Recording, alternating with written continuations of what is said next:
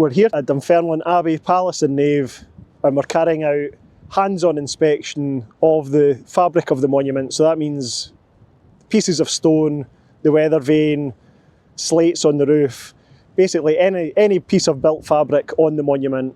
We're trying to get up close to it, touch it, make sure it's safe, and make sure that we're identifying any issues before they become major issues. This is part of a nationwide programme of inspections which we're carrying out on the Hess estate.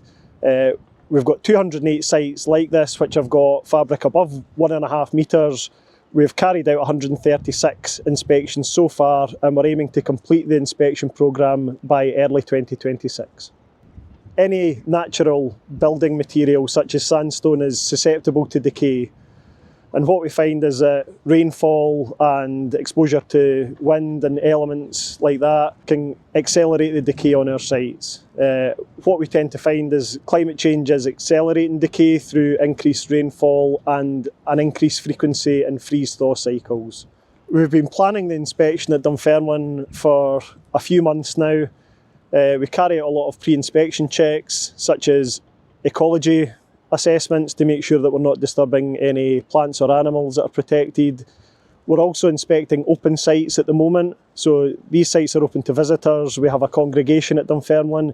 So we need to plan around the activities that are happening at sites to make sure that they stay open throughout the inspections.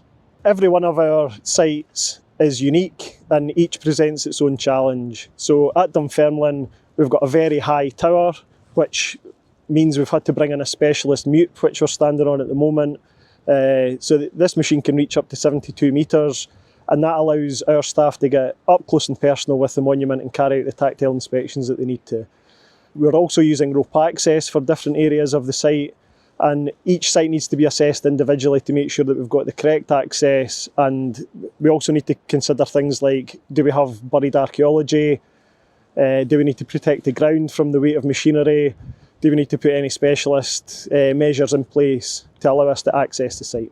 We are carrying out the inspection programme to make sure that any dangerous fabric is identified and that the site is safe for visitors, staff and third parties to use. The information that we're gathering is also useful for the conservation teams that we have to allow them to carry out future repairs.